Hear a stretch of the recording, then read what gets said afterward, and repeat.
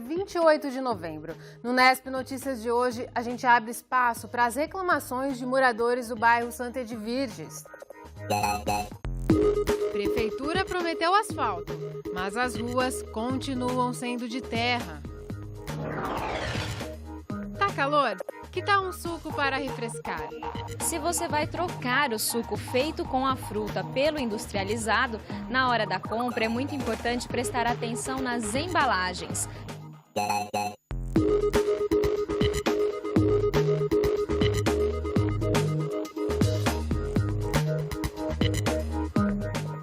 A gente começa esta edição do Nesp Notícias com as reclamações dos moradores do Santa Edviges. A estrutura precária do bairro é evidente, mas um problema que se arrasta há mais de 20 anos tem tirado o sossego de quem mora por lá: a falta de asfalto.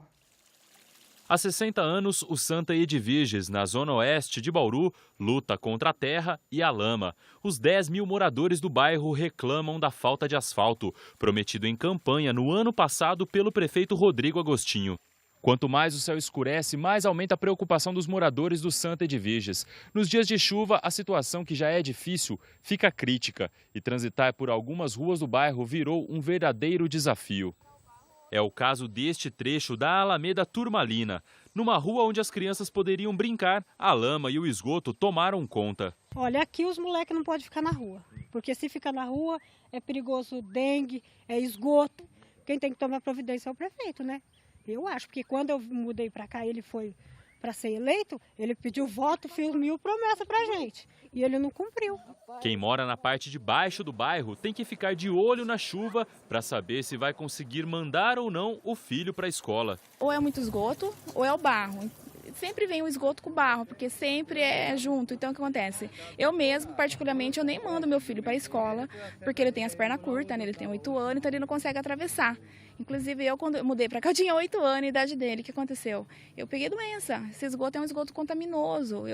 20 anos se passou, tenho meu filho de 8 anos e está correndo o mesmo risco. Para não acontecer o que aconteceu comigo, dele pegar essas graves doenças, eu nem mando ele para a escola. A situação é tão precária que o caminhão de lixo não pode entrar em algumas alamedas. Os lixeiros têm que juntar os sacos nas esquinas, onde a coleta consegue chegar. Se ele for passar ali, ele vai atolar e não vai sair mais. E aí, como é que vocês têm que fazer? A gente puxa tudo para a esquina. Além do lixo, outros serviços têm dificuldades para transitar no bairro. Muitas ruas aqui a viatura não entra e pela iluminação ser fraca também, à noite principalmente, você não consegue enxergar alguns buracos. E já teve muito acidente aqui, de gente caindo no meio da rua, pela iluminação fraca e pelos buracos que se formam devido às chuvas. O Santa Edviges é um dos 14 bairros de Bauru que devem ser asfaltados no ano que vem. Em junho deste ano, a prefeitura conseguiu 43 milhões de reais do governo federal. O PAC Pavimentação deve fazer 824 quadras em toda a cidade. A promessa é de que as obras comecem ainda no primeiro semestre. Bem, a maior parte da documentação já foi encaminhada para a Caixa. Nós estamos aguardando agora a contratação do financiamento através da Secretaria do Tesouro Nacional. Então a gente acha que provavelmente até fevereiro a gente possa soltar a licitação para a contratação aí de até 1.200 quadras de asfalto, que garantiria asfalto em boa parte da cidade que ainda possui ruas de terra. Na verdade é uma obra muito grande, a ideia é que a contratação ocorra iniciando-se em fevereiro. Provavelmente as obras em final de março, abril, começariam as obras, e suas obras levariam em torno de um ano e meio, por aí, para a gente ter 100% da cidade asfaltada. Para pavimentar as 1.200 quadras prometidas, a prefeitura vai complementar a verba do PAC Pavimentação com dinheiro próprio. Além do asfalto, as ruas devem receber galerias, guias e sarjetas. Mas, em contrapartida, as calçadas teriam que ser construídas pelos próprios moradores. O dono deste bar, que mora ao lado, não faz questão de construir a calçada. Se o asfalto chegar, a água da chuva não vai mais invadir nem o comércio, nem a residência dele. O que acontece é que é dessa rua aqui, né? Ela desce a enxurrada totalmente de lá para cima. Atrás da minha casa ali tem uns buracos ali que vocês podem até filmar para você ver. Ela está derrubando meu muro ali, ó. E de um problema para outro, a Prefeitura de Bauru começou a elaborar ontem um plano emergencial para os dias de enchente. A reunião contou com representantes da Endurbe, do Corpo de Bombeiros, da Defesa Civil e das Secretarias de Obra e das administrações regionais. No encontro foram definidos os 31 pontos da cidade que merecem mais atenção do poder público por conta do risco de alagamento. Nos dias de chuva forte, esses locais serão monitorados e podem ser interditados. Funcionários ficarão nos pontos para orientar os motoristas sobre rotas alternativas. Na próxima segunda-feira, uma nova reunião está marcada para apresentar a proposta de um aplicativo que vai alertar os moradores de Bauru, por e-mail ou celular, sobre os locais de alagamento da cidade. O plano emergencial atende a liminar movida pelo promotor Luiz Gabos. Começa logo mais à meia-noite a Black Friday. Lojas físicas e virtuais prometem grandes descontos para os consumidores, mas é bom ficar atento. Nos Estados Unidos, esse dia de ofertas já é feito sempre um dia depois do Dia de Ação de Graças e cai nesta sexta-feira. Mas quem vai comprar precisa ficar muito atento às orientações do PROCON. Eu converso com a Fernanda Martins Pegoraro, que é a coordenadora do PROCON de Bauru. Fernanda, no geral, quais as orientações que o PROCON dá aos consumidores? A primeira delas, o consumidor verifique se realmente o preço está sendo vantajoso, se o preço praticado anteriormente ele era superior, se o desconto está sendo ofertado. A segunda delas, pelas compras na internet, verificar se o site é confiável. O PROCON divulgou uma lista recentemente com 325 sites que não são confiáveis. Essa é uma das cautelas que têm sido tomadas. A outra delas diz respeito às compras feitas fora do estabelecimento comercial, que elas garantem a prazo de arrependimento de 7 dias. No ano passado houve relatos de falta de estoque de alguns produtos. O que o consumidor e o PROCON podem fazer em casos assim? Bom, nesses casos, o consumidor ele deve ser informado. Quando há uma prévia divulgação, ele deve ser informado do estoque, né? A quantidade ela não pode ser irrisória ou, se for, deve ser informado no próprio panfleto. O consumidor pode reclamar se não ocorrer, se ele for lesado. A compra feita com posterior não entrega por falta de estoque, ela pode ser reclamada e o consumidor pode exigir o cumprimento forçado dessa obrigação na compra. Fernanda, muito obrigado pelas suas informações. Mais algumas dicas aos internautas, principalmente. Compare preços entre os sites participantes do Black Friday e outros que não estão na promoção para checar se os preços realmente caíram. Imprima e salve documentos relativos à compra feita pelo site. E outra informação que nós já mencionamos, peça informações sobre estoque dos produtos para não haver problema na hora da entrega. Tárcio De Lucas para o Nesp Notícias.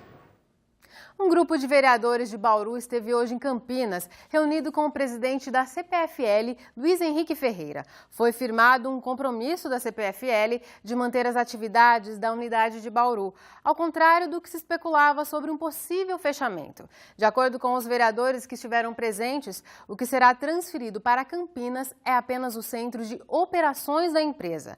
Já as outras unidades serão mantidas. Os vereadores ainda discutiram outros pontos relativos à iluminação pública da cidade.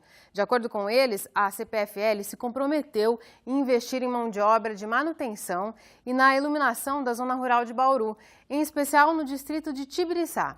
A gente já mostrou aqui esse problema no Nesp Notícias. Houve ainda a proposta de ser realizada uma audiência pública em fevereiro do ano que vem para discutir questões sobre energia e iluminação pública na cidade. Ainda hoje uma entrevista com o quadrinista bauruense Gustavo Duarte. E logo depois do intervalo. Sucos são boa alternativa para o calor, mas é preciso prestar atenção no que você bebe. Voltamos já.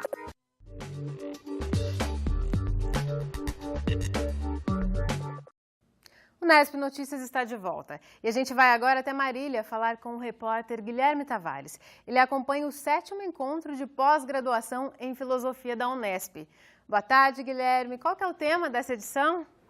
Boa tarde, Larissa. Boa tarde a todos. O tema deste ano é a interdisciplinaridade na pesquisa. Sobre esse assunto, eu converso com a Natália Pantaleão. Ela é uma das organizadoras do encontro. Natália, por que vocês escolheram esse tema? Boa tarde. Boa tarde. Nós, da comissão organizadora, escolhemos o tema da interdisciplinaridade na pesquisa, por conta que o nosso programa de pós-graduação, o programa de pós-graduação em Filosofia da Unesp, se propõe a ser um programa interdisciplinar. Então, nós julgamos relevante debater sobre esse tema. A filosofia tem essa diálogo, essa conversa com outras áreas, né? Sim, é possível. A gente está vendo umas imagens aí do evento que estava rolando agora à tarde, da palestra. Queria que você explicasse para a gente qual que é o objetivo desse encontro, Natália. O objetivo desse encontro é propiciar de uma maneira gratuita e livre o debate e a troca de experiências entre pesquisadores de outros estados, de outras regiões do país. Bom, até atualizar então alguns resultados de pesquisas, né? O evento começou na última terça-feira e vai até amanhã. Queria que você contasse para a gente qual que é a programação de amanhã, então. Bom, amanhã nós teremos sessões de comunicações, onde os comunicadores vão expor as suas pesquisas.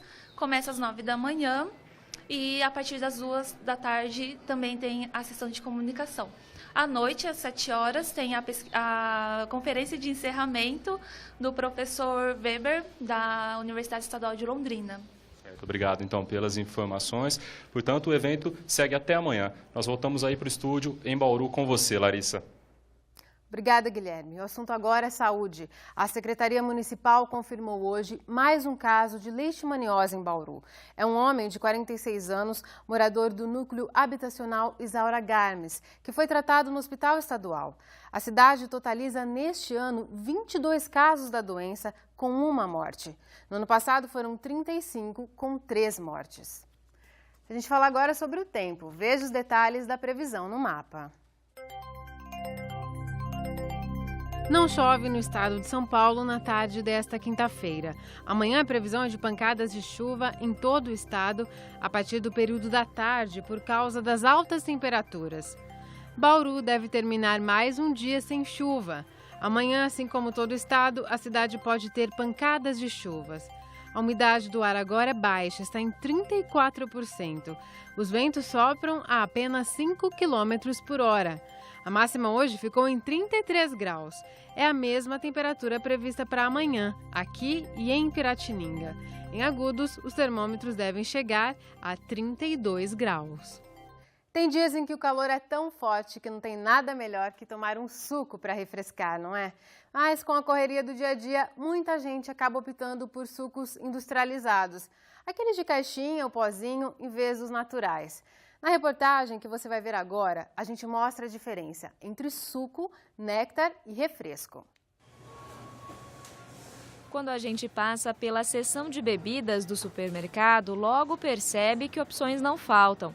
A dificuldade é escolher entre tantas alternativas a mais saudável. Se você vai trocar o suco feito com a fruta pelo industrializado, na hora da compra é muito importante prestar atenção nas embalagens. A principal recomendação é levar para casa produtos que tenham o mínimo de corantes, conservantes e açúcar. E são justamente esses componentes que vão diferenciar as bebidas, inclusive em relação ao nome. Pode não parecer, mas suco, néctar e refresco não são a mesma coisa. De acordo com a legislação brasileira, para ser chamada de suco, a bebida deve ser composta apenas do líquido retirado da fruta. Não pode conter água. A exceção é para as frutas em que só é possível extrair o suco com água. Um exemplo é o caju. O suco natural, ele é uma bebida rica em nutrientes, porque ele tem as vitaminas, minerais provenientes da fruta, fibras, auxilia na hidratação, por conter a água naturalmente presente nas frutas. Então, ele é bem importante para uma alimentação saudável, por essa combinação de nutrientes auxilia na imunidade, no bom funcionamento do intestino, inclusive para a prevenção de doenças cardiovasculares. Então, tem vários nutrientes que a gente conhece como protetores do coração, que eles estão presentes nas frutas. Quando um suco é preparado muito tempo antes de ser consumido, grande parte dos nutrientes se perdem. Por isso, não é recomendado deixá-lo pronto na geladeira. Se isso por algum motivo não for possível, pelo menos armazenar ele, tentar tampar, tentar proteger contra a luz. Então, num recipiente que seja escuro, assim, né? Mesmo se a gente tiver que colocar um papel alumínio, tudo isso para minimizar essas perdas, mas elas ocorrem. Mesmo com essas pequenas perdas, quando falamos de bebida, o suco é a opção mais saudável. Ainda mais quando comparado ao néctar, que muitas pessoas conhecem como suco de caixinha. Apenas 20 a 30% do néctar é polpa da fruta. Todo o restante é composto por água, açúcar, corantes e conservantes. É uma bebida que contém bastante açúcar, tá? E ela não tem tantos nutrientes, algumas quase não preservam nenhum nutriente, dependendo da concentração, quando comparado com o suco natural. Então a gente acha que está consumindo fibras, vitaminas, mas nessa caixinha não há tantos nutrientes. E essa quantidade de açúcar muitas vezes equivale a de uma latinha de refrigerante. No caso do néctar, mais uma vez vale a recomendação de comparar os rótulos entre as diferentes marcas antes da compra. Dentro de um mesmo sabor, há bastante diferença na quantidade de açúcar e de conservantes. Outra bebida bastante consumida por ser fácil de preparar é o refresco, conhecido como o suco de pozinho. Essa bebida tem a menor concentração de fruta, de 2 a 10% apenas. É a mesma quantidade encontrada nos refrigerantes à base de fruta. Para quem não tem tempo para preparar um suco natural e não quer comprar o néctar ou o refresco, a polpa congelada pode ser uma alternativa. Depois do suco natural, ela é a opção mais interessante para quem precisa de praticidade e não dispensa uma bebida saudável. Mas atenção, ao comprar polpas em supermercados, fique atento às condições de armazenamento. São elas que garantem a qualidade do produto. Tem que estar no mínimo a menos 18 graus. Está na temperatura adequada? A embalagem, ela está com uma camada muito espessa de gelo? Se tiver com uma camada muito grande, pode significar que aquela polpa foi descongelada e recongelada, que não é adequado, né? E também se tem o selo de inspeção da vigilância sanitária. Nenhuma das opções industrializadas substitui o suco feito com a fruta. Então, sempre que puder, prepare você mesmo o seu suco. E não se esqueça também de incluir frutas na alimentação. O assunto agora é esporte. O Bauru Basquete perdeu a chance de disputar o título da Liga Sul-Americana. Ontem à noite o time foi derrotado pelo Aguada do Uruguai por 82-80. Foi por muito pouco. Foi no jogo válido pela semifinal do torneio, realizado em Montevidéu. A equipe bauruense terminou o primeiro tempo da partida com 17 pontos de vantagem sobre o adversário, mas depois caiu de rendimento. Agora o Bauru Basquete disputa o terceiro lugar da Liga amanhã contra o Boca Juniors, da Argentina, às 6h45 da tarde. O jogo também será no Uruguai. Aguada e Brasília disputarão a final. No próximo bloco, o nosso assunto é quadrinhos. A gente volta já.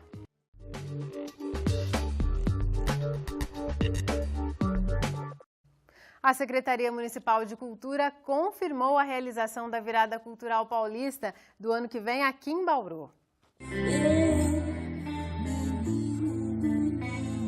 A virada deve seguir o formato deste ano, com as atrações concentradas no Parque Vitória Régia e no Teatro Municipal.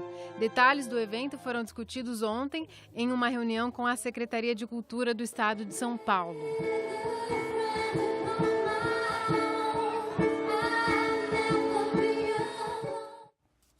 O evento está previsto para os dias 31 de maio e 1º de junho. Os 27 municípios que receberão a virada devem se reunir pelo menos mais uma vez no começo do ano que vem para fechar a programação. A gente abre espaço agora aqui no Nesp Notícias para falar do trabalho de um talento aqui da nossa cidade. Recebemos o quadrinista e cartunista, além de designer, Gustavo Duarte. Gustavo, muito obrigada por sua presença aqui no Nesp Notícias. Agradeço, Larissa. O Gustavo está aqui em Bauru para lançar 2 livros, né, Gustavo? O primeiro é uma releitura da obra do Maurício de Souza. É o Chico Bento, tem que falar com sotaque, né? Por favor. Espaciar. E outra é uma compilação de trabalhos do Gustavo dos últimos 13 anos. É o 13, né? Uhum. Vamos começar falando então do livro do Chico Bento, Gustavo? Foi uma licença poética que ele concedeu a vários profissionais? O projeto começou o ano passado com o astronauta do Danilo Beruti. Continuou com a Turma da Mônica dos Irmãos Cafage, agora eu fiz o Chico e agora tem o Piteco do Chico, não o mesmo Chico, o autor que chama Chico, que cada um teve a liberdade de fazer os personagens da maneira que entendesse, mas óbvio dentro do universo do Maurício e tal. Você podia mudar muita coisa, na verdade. Eu e os Irmãos Cafage, acho que a gente mudou até menos que os outros, mas o princípio básico ninguém mudou. são os mesmos personagens, eles agem da mesma maneira, não podia ter cabeça degolada e não podia ter sacanagem. Porque tinha uma cena que eu queria, que o meu editor falou que não podia, tinha uma cena que eu queria cortar uma cabeça e não podia. Mas o resto podia tudo. E é verdade que a escolha do Chico foi sua, você que quis fazer esse personagem. Sim, meio por sorte, conversando com o editor lá no começo, quando o projeto ainda era uma ideia, ele falou que gostaria que eu fosse, que ele tinha essa ideia, que se rolasse ele queria que eu fosse um dos convidados. E eu achei legal, tal. Ele falou, quem você gostaria de usar? Eu falei, o Chico Bento, né? Chico Bento é de Bauru, né?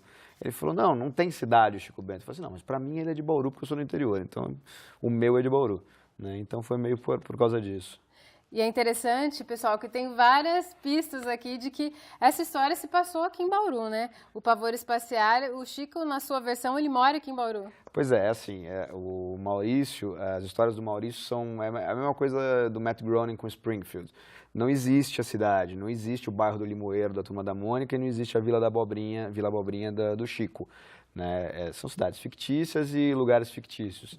Mas eu costumo dizer que é como se eu tivesse feito um filme, e se eu fizesse um filme, a locação seria em Bauru, entendeu? Pode até chamar de Vila Abobrinha, mas o meu foi rodado inteiramente em Bauru.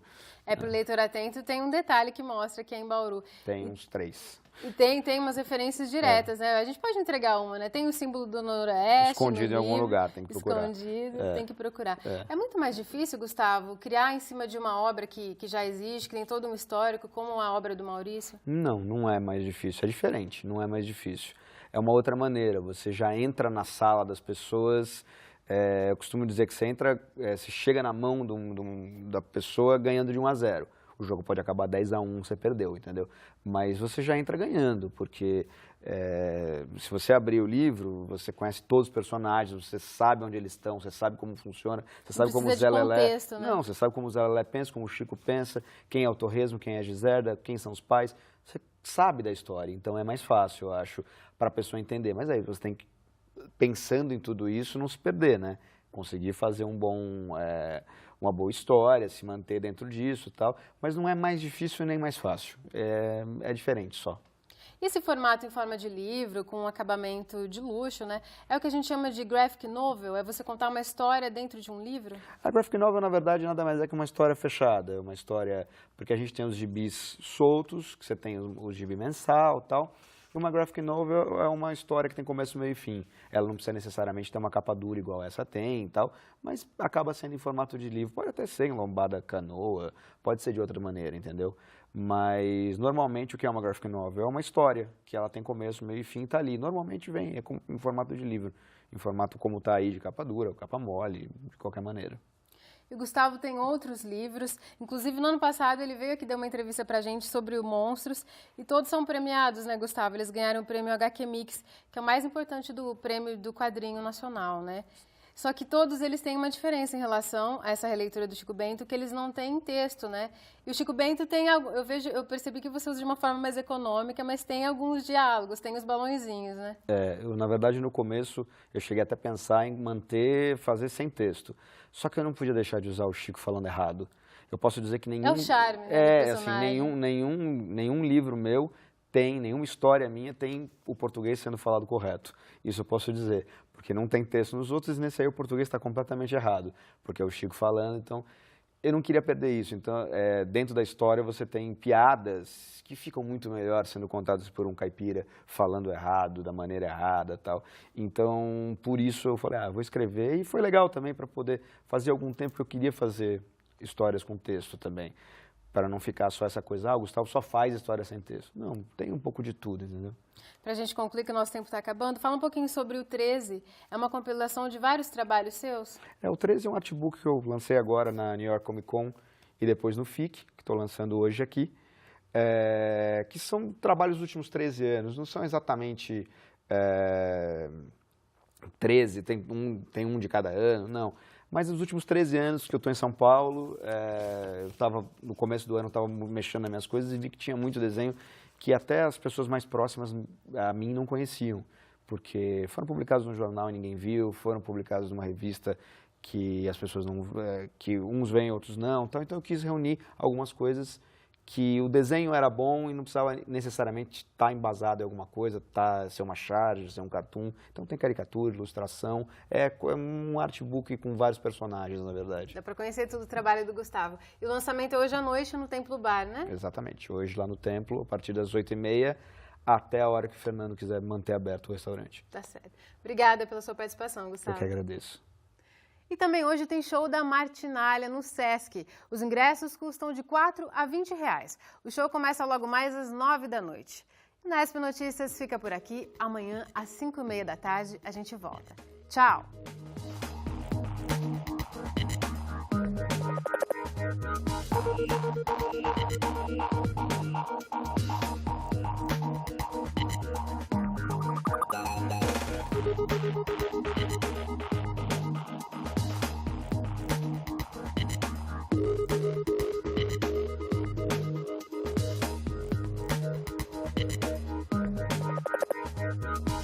Thank you.